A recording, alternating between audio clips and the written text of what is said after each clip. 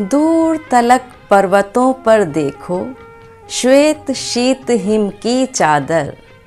चिनारों के पत्तों ने हवाओं संग मिलकर सजा दिया धरती पर बिस्तर। उपवन में हंसी वादियों में मह मह महक रही केसर। ये कश्मीर है, ये कश्मीर है, धरती पे स्वर्ग से भी सुंदर। यहाँ झीलों की आगोश में है शिकारे, हंसी वादियों में खिलते पुष्प सारे। यहाँ का अंदाज बड़ा सूफियाना है, पीरों और संतों का यहाँ आशियाना। यहाँ अजानों का भजनों से रिश्ता पुराना। ये कश्मीर है, ये कश्मीर है, धरती पे स्वर्ग से भी सुंदर। यहीं कल्हण ने राज तरंगिणी लिखी, यहीं के विष्णु शर्मा ने पंचतंत्र लिखा। यहीं चरक संहिता का उद्भव हुआ, यहीं मौर्य वंश पूर्णता शिक्षित हुआ। ये कश्मीर है, ये कश्मीर है, धरती पे स्वर्ग से भी सुंदर। इसी कश्मीर से साहित्य जगत के एक कोहिनूर को ढूंढ कर लाए हैं हम आपके लिए। चलिए कोना मनका में आज मिलते हैं उनसे। नमस्कार, हमारे कोना मनका के आज के मुख्य अतिथि कश्मीर से हैं, जो समकालीन हिंदी कविता के प्रतिष्ठित रचनाकार हैं। कश्मीर से होने के पश्चात भी आपने हिंदी साहित्य को समृद्ध किया है। आज हम धरती की जन्नत पर जन्मे साहित्यकार की पृष्ठभूमि जानना चाहेंगे। अग्निशेखर जी, आप हमारे दर्शकों को अपने बचपन से लेकर अपनी शिक्षा दीक्षा के बारे में कुछ बताएं। आपका स्वागत है कोना मनका में। डॉक्टर सुमन द्विवेदी जी, आपने मुझे अपने कार्यक्रम कोना मनका में एक कवि, लेखक, रचनाकार के नाते आमंत्रित किया, ताकि दर्शक मेरे जीवन के बारे में, बचपन के बारे में, मेरे संघर्षों के बारे में, मेरी साहित्यिक उपलब्धियों के बारे में जान सकें। मित्रों, मेरा जन्म श्रीनगर कश्मीर में 1955 में हुआ, यानी देश विभाजन के तुरंत 8 वर्ष बीत चुकने के बाद। मेरे माँ बाप की पृष्ठभूमि जो है वो अक्टूबर 1947 में देश विभाजन के बाद जो पाकिस्तान ने कश्मीर पर आक्रमण किया, जिसे नाम दिया गया कबायली आक्रमण, कश्मीर को हथियाने का एक हमला था। उसके चलते तत्कालीन बारामूला ज़िला जो कश्मीर का था, उसमें जो गांव थे, देहात थे, कस्बे थे, उन पर एक कहर टूटा है। नरसंहार हुए, लूट मार, आगजनी, बलात्कार, एब्डक्शन, लड़कियां उठा करके, औरतें उठा करके ले जाई गई। वो एक त्रासदी, भीषण त्रासदी है। वो न केवल कश्मीर में हुई, यहाँ हमारे जो जम्मू की ओर मीरपुर, बिम्बर, शकरगढ़, इन इलाकों में भी राजौरी तक अकल्पनीय अत्याचार हुए, पाकिस्तानी आक्रमणकारियों ने किए। ऐसे में बहुत बड़ा विस्थापन तब कश्मीर में हुआ था। बारामूला जो तब का ज़िला था, वहाँ से वो विस्थापन किनका हुआ था? वो कश्मीर में जो अल्पसंख्यक हिंदू कश्मीरी पंडित थे, हजारों की संख्या में, वो अपनी जान मुट्ठियों में बचाकर को जो जैसे भाग सका, बाल बच्चों सहित घर पीछे छोड़े, बतवार छोड़े, वो श्रीनगर चले आए। कुछ नदी के रास्ते चले आए, कुछ पैदल आ गए, कुछ तांगों में आए, कुछ जैसे जो हुआ तो वो। ऐसे में एक गांव है श्रीनगर में, श्रीनगर से 27 किलोमीटर लगभग, जिसका नाम है सुंबल। एक सुरम्य गांव वितस्ता नदी के तीर पर बसा, और चिनार के, कहना चाहिए कि सघन चिनारों के नीचे बसा एक बहुत ही मनोरम गांव। वो मेरा पैतृक गांव रहा है। वहाँ से भी जो कश्मीरी पंडित थे उस समय के लगभग 40 घर थे, वो भी चले आए श्रीनगर। और इसी तरह वहाँ से पास में ही लगता हुआ एक गांव है पलहालन के पास गोशबुग, वहाँ की मेरी माँ थी, वो गांव भी ज़ाहिर खाली हो गया। इस तरह सारे के सारे गांव से जो कश्मीर का पंडित था, मूल निवासी वहाँ का, वो चला आया। और मैं यहाँ ये भी कहना चाहूँगा कि जो कश्मीरी मुसलमान परिवार थे गांव में, उनकी बहू बेटियों पर भी पाकिस्तानी आक्रमणकारियों ने हाथ डाला, अत्याचार के वो भी शिकार हुए, लेकिन मुख्य टारगेट जो कहना चाहिए वो कश्मीरी पंडित थे तब भी। तो वो श्रीनगर में आए, श्रीनगर में शरणार्थी कैंपों में रहे मेरे पिता। फिर उनकी शादी अगले वर्ष वहाँ हुई। तो मैं उस दुर्घटना, उस विस्थापन के बाद 1955 में पैदा हुआ श्रीनगर में। यानी वो चीज़ें मेरे डीएनए में आई होंगी। सर, आपके पिताजी क्या करते थे? विस्थापन की पीड़ा अवश्य सालती होगी। बचपन की कोई घटना जिसने आपका मन विचलित कर दिया हो और कवि के मर्म को छुआ हो, ऐसी कोई बात हमारे दर्शकों को बताइए। संयोग से मेरे पिता उन शरणार्थियों के श्रीनगर में एक निस्वार्थ, निर्भीक, क्रांतिकारी नेता थे। 5-5 बार जेल गए थे, उनके लिए धरने दिए थे लोगों ने, सत्याग्रह किए थे लोगों ने। तो ऐसे में, लेकिन ईमानदार थे, तो इसलिए हमारा जीवन भर घर नहीं था रहने को। श्रीनगर से कुछ लोग वापस चले गए अपने गाँव में, लेकिन हमारा परिवार नहीं गया क्योंकि उनका मकान जलाया जा चुका था, वहाँ कुछ नहीं था। तो इस तरह एक बेकारी, गरीबी आकर के चिपक गई हमारे परिवार। किराए के मकानों में विस्थापित हो रहे, कभी इस मोहल्ले में गए, कभी 2 महीने के बाद घर बदलो, 4 महीने के बाद साल, 2 साल, 3 साल। तो ऐसे में जिस एक घर की मैं बात बताऊंगा आपको कि वहाँ एक किराए के मकान में थे। तो उस किराए के मकान के सामने जो मकान था, लगभग बीच में 10-1 फीट का रास्ता था। तो वहाँ कश्मीरी आधुनिक कविता के महाकवि रहते थे, जिनका नाम है दीनानाथ नादिम। वो मेरे पिता के आमने सामने खिड़की में बैठ के बातचीत करते थे। तो पता चला था कि ये कोई कवि वगैरह है। तो मुझे पता नहीं था कवि होना क्या होता, लेकिन मेरे पिता को उनकी कविताएं याद थी। और रही बात मेरी माँ की, मेरी माँ जिस पलहालन गांव की मैंने बात की, उसके ठीक 2 गांव छोड़ के एक गांव गोशबुग की वहाँ रहती थी। इसलिए पलहालन की एक कवियत्री हुई है कश्मीरी में, अर्निमाल विरहनी कवि रही हैं। विरह की कविताएं उनने कही हैं, वचन उनने गीत कहे हैं, पति की याद में, पति के इंतजार में। तो मेरी माँ बचपन में गरीबी में एक तो अर्निमाल के गीत गाती थी, ललदत तो हमारे डीएनए में है। तो इस तरह मेरा बचपन जो बना, जो उठान मेरी हुई, उसमें दीनानाथ नादिम का इन्फ्लुएंस ये था कि सामने थे अर्निमाल और ललदत। और फिर हमने धीरे धीरे मैंने श्रीनगर में 3 जमात, यानी कक्षा 1, कक्षा 2, कक्षा 3 पढ़ी। फिर मेरे पिताजी की जो तबादला है वो जम्मू हुआ। सर, आपने कश्मीरी कवित्री अर्निमाल का जिक्र किया है और ललदियत जी का भी। ललदियत जी को मैंने भी पढ़ा है और आपका एक व्याख्यान भी पढ़ा था, जो जम्मू केंद्र के आकाशवाणी के अंतर्गत आपको ललदियत व्याख्यान माला के लिए बुलाया गया था, जिसमें आपका विषय था कालजयी ललदियत। जी हाँ सुमन जी। सर, इसका अर्थ ये है कि बचपन से ही आपको साहित्य की समझ हो गई थी। फिर पिताजी का तबादला हो गया। पिताजी के स्थानांतरण के बाद का बचपन कैसे बीता? पिता अब नौकरी के चलते, आर्थिक बाध्यताओं के चलते जम्मू आ गए थे। तो ये मेरे बचपन का देखा हुआ, भोगा हुआ पहला विस्थापन है, जो आर्थिक बाध्यताओं के चलते। अब घर की यादें आती थी उस बचपन की जो कश्मीर में था मेरा। और यहाँ जो, अगर आप जम्मू आए हों या आएंगे, तो जब हवाई अड्डे पे उतरेंगे, वो हवाई अड्डे का जो अंचल था, सारा क्षेत्र था, वो एक बाग हुआ करता था, आमों का, अमरूदों का और जामुनों का बाग। उसमें मेरे पिताजी की खुराना बिल्डिंग में एक ऑफिस हुआ करता था, ITBF का, वहाँ नौकरी करते थे।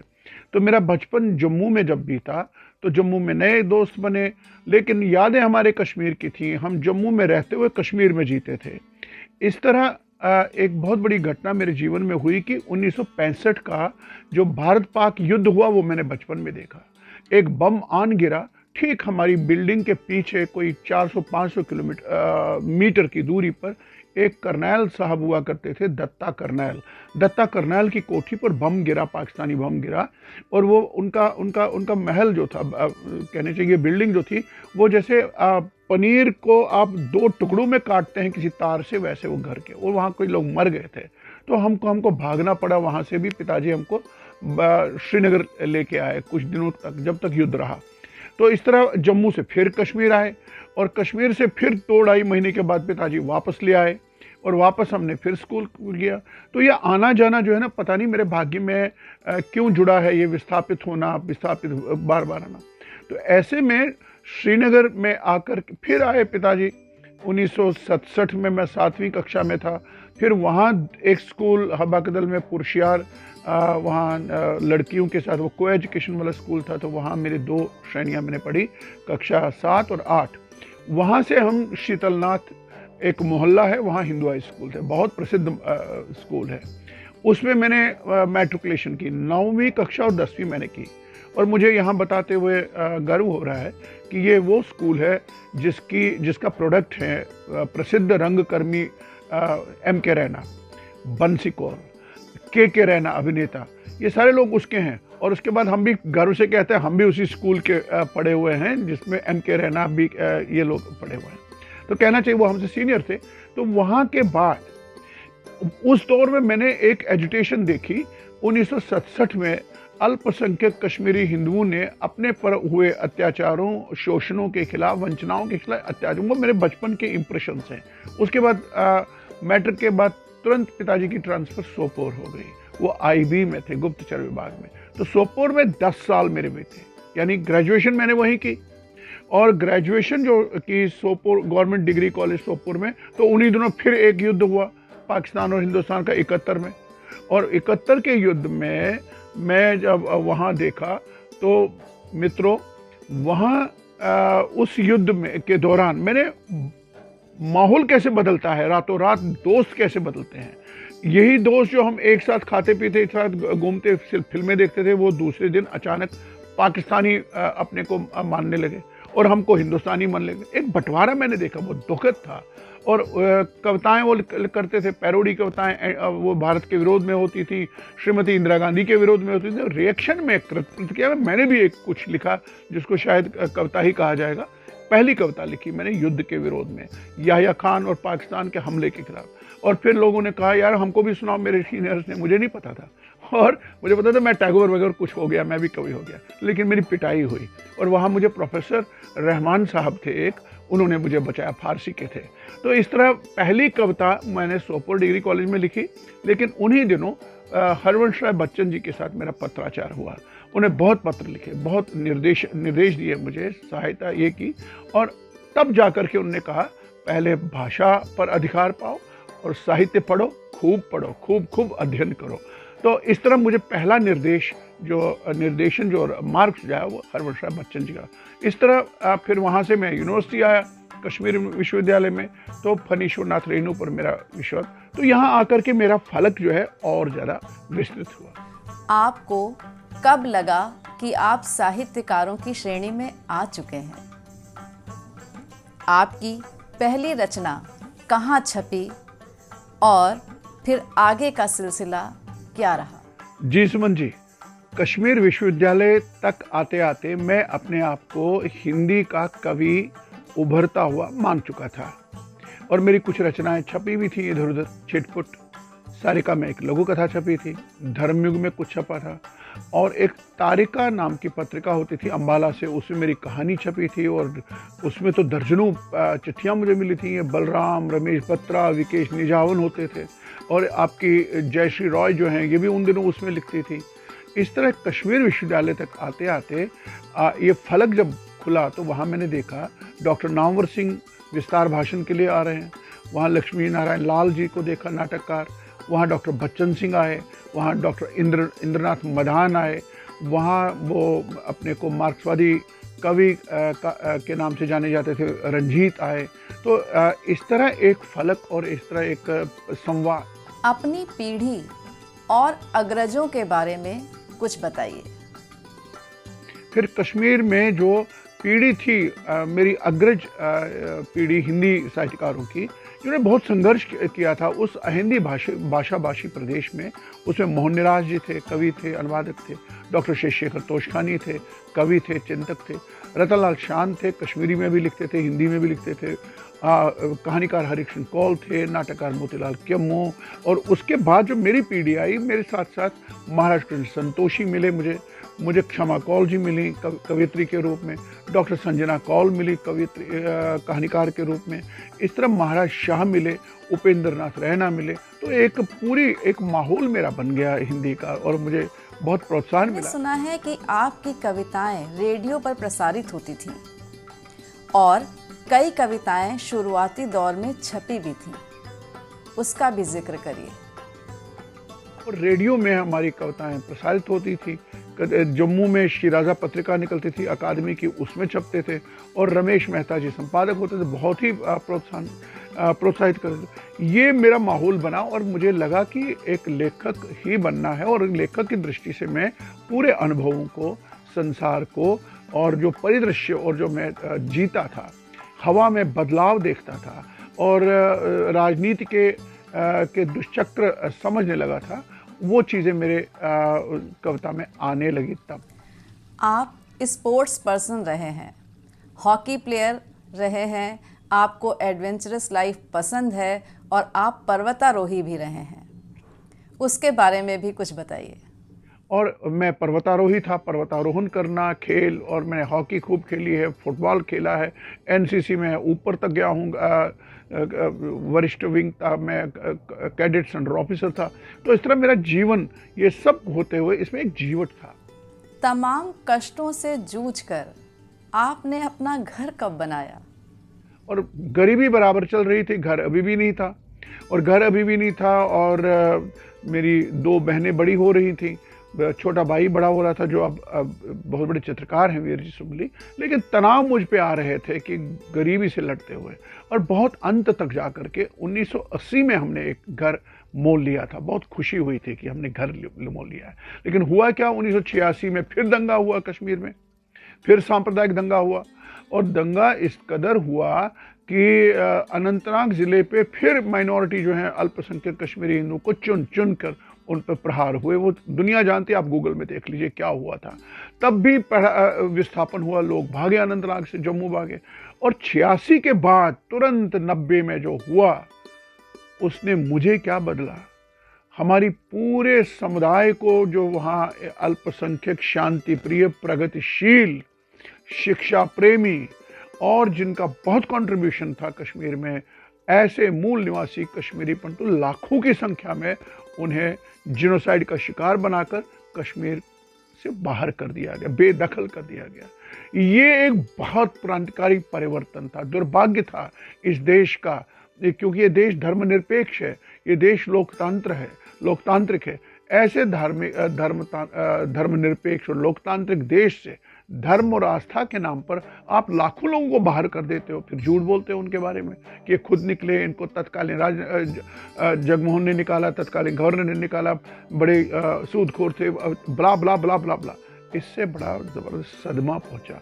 अब आप निकल रहे हैं कश्मीर से वैसे ही जैसे कि 47 के विभाजन में लोग लाखों की संख्या में पाकिस्तान से हिंदुस्तान आ रहे हैं और भारत से उधर जा रहे हैं। ये दृश्य मेरे सामने इसने पूरी तरह से बदला हमको। वो बदलाव क्या है, कैसे हुआ, फिर क्या है, ये अलग दास्तान है। कश्मीर ने जीवन के विकट उतार चढ़ाव देखे हैं। साहित्यकार ने निर्वासन की पीड़ा को भोगा है। अगली कड़ी में हम जानेंगे कि इसने एक साहित्यकार के मर्म को किस हद तक छुआ है। इसलिए कहीं जाइएगा नहीं, अगली कड़ी में पुनः इसी चैनल पर हम फिर से मुलाकात करेंगे अग्नि शेखर जी से। तब तक के लिए धन्यवाद।